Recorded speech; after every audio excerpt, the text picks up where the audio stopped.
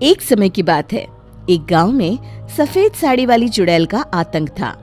चुड़ैल रात भर गांव में घूमती और गांव का जो भी आदमी उसे दिखाई देता उसे वो घायल कर देती। अरे कोई तो बचाओ, मर गया रे।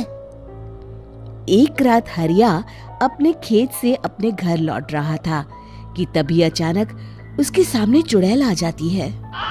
अरे बाप रे, ये चुड़ैल कहाँ से आ गई? आज तो मैं गया काम से।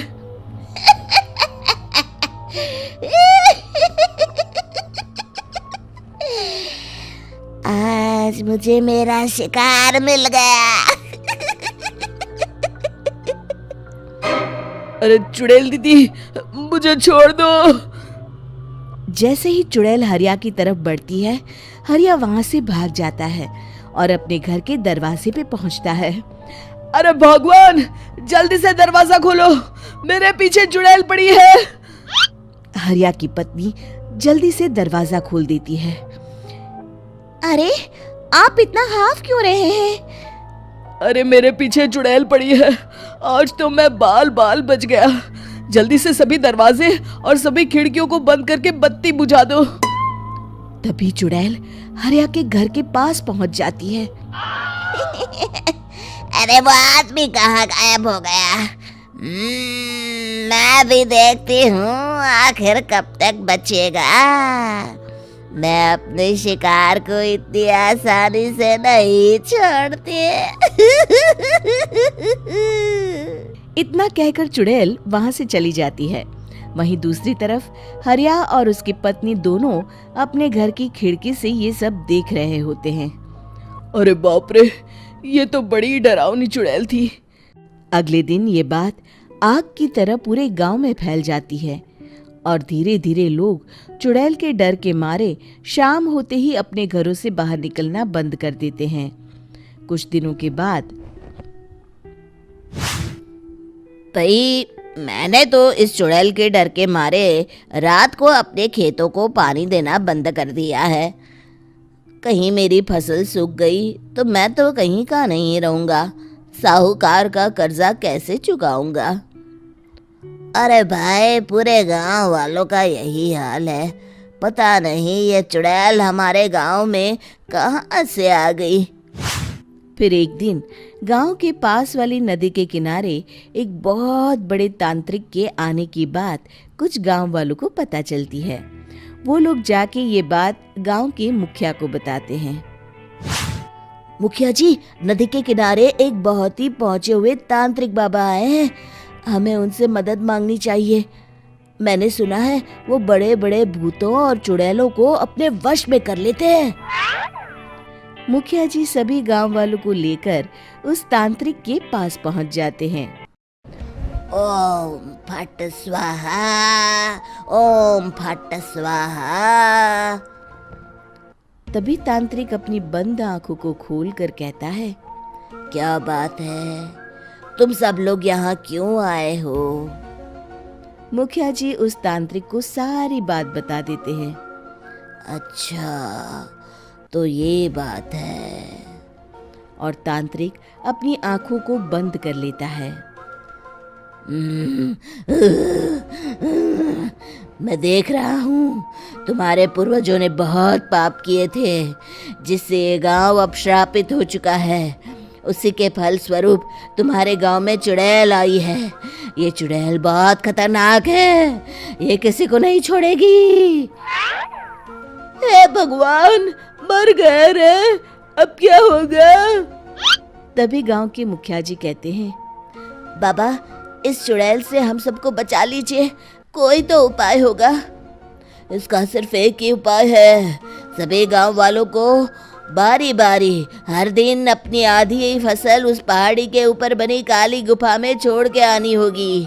तभी उस चुड़ैल की भूख मिटेगी और श्राप का प्रभाव खत्म हो जाएगा और तुम सब जिंदा बच जाओगे।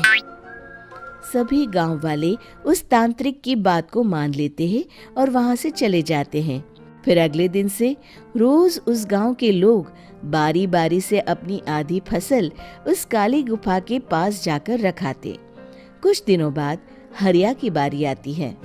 बाप रे, आज तो मेरी बारी है उस काली गुफा में जाने की। क्या करूं, वो तो बड़ी खतरनाक चुड़ैल है। मेरे तो हाथ पैर कांप रहे हैं। फिर हरिया डरते डरते अनाज की बोरियां अपनी बैलगाड़ी में लाद देता है। तभी हरिया की पत्नी उससे कहती है, देखो जी, संभल के जाना और किसी भी हालत में शाम होने से पहले वापस आ जाना। उस चुड़ैल का कोई भरोसा नहीं है जी। हरिया बैलगाड़ी में बैठते हुए कहता है, भगवान, मैं क्या वापस आऊंगा? लगता है अब तो मेरी खबर ही आएगी। इतना कहकर हरिया वहां से चला जाता है। रास्ते में जंगल से गुजरते हुए हरिया की बैलगाड़ी का एक चक्का बड़े गड्ढे में फंस जाता है। हे भगवान, अब ये क्या मुसीबत है? हरिया नीचे उतर के पूरी ताकत से अपनी बैलगाड़ी को गड्ढे से निकालने की कोशिश करता है। बहुत देर मेहनत करने के बाद हरिया की बैलगाड़ी उस गड्ढे से बाहर निकल जाती है। हे भगवान, अब तो शाम होने वाली है। आज तो मैं गया काम से। जैसे तैसे हरिया काली गुफा में पहुंच जाता है। अरे मर गया रे, यहाँ तो चारों तरफ डरावना माहौल है। मैंने यहाँ आने में बहुत देर कर दी, कहीं चुड़ैल नाराज ना हो जाए। हरिया अनाज की बोरियां वहां रख के जैसे ही जाने लगता है, तभी उसे किसी के आने की आवाज सुनाई देती है। हरिया एक कोने में छुपकर अंदर देखने लगता है। चुड़ैल वहां आती है और फिर अपने चेहरे से नकली चुड़ैल का मुखौटा निकाल देती है। हरिया ये देख के हक्का बक्का रह जाता है। तभी चुड़ैल कहती है, भैया यहाँ आना। आज तो बहुत अनाज आया है, इसे मिलाकर अब हमारे पास ढेर सारा अनाज जमा हो गया है। कल ही हम इसे शहर में बेच आएंगे और माला माल हो जाएंगे। तभी अंदर से नदी के किनारे वाला तांत्रिक बाहर आता है। अरे, ये तो तांत्रिक बाबा है। हाँ, अब तो हम दोनों की जिंदगी मजे में कटेगी। गांव वालों को बेवकूफ बनाना इतना भी मुश्किल नहीं था। लोग तो तुम्हें सच में असली चुड़ैल समझते हैं। हाँ, तुमने सही कहा। अब ये गांव वाले चुड़ैल के डर से जिंदगी भर इस काली गुफा में अनाज पहुंचाते रहेंगे।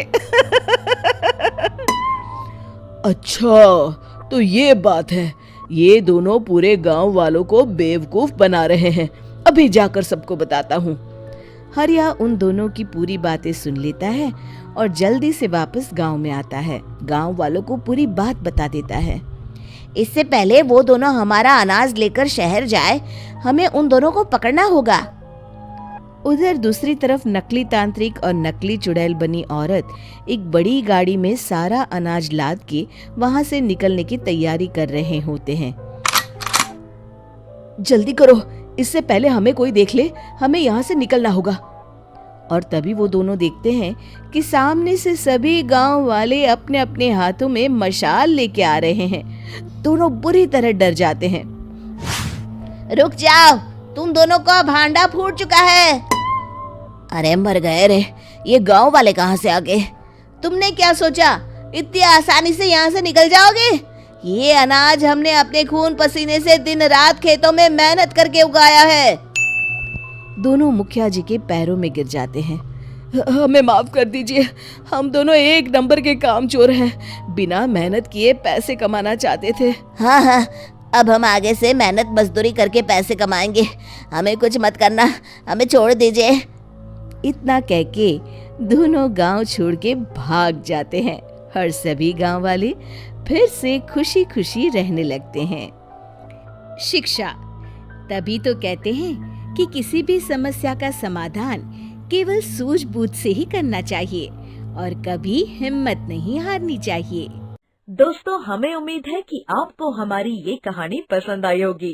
कृपया हमारे चैनल को सब्सक्राइब करें और सभी अपडेट्स के लिए बेल आइकन जरूर दबाएं। और हाँ, वीडियो लाइक और शेयर करना मत भूलिएगा। Bye bye.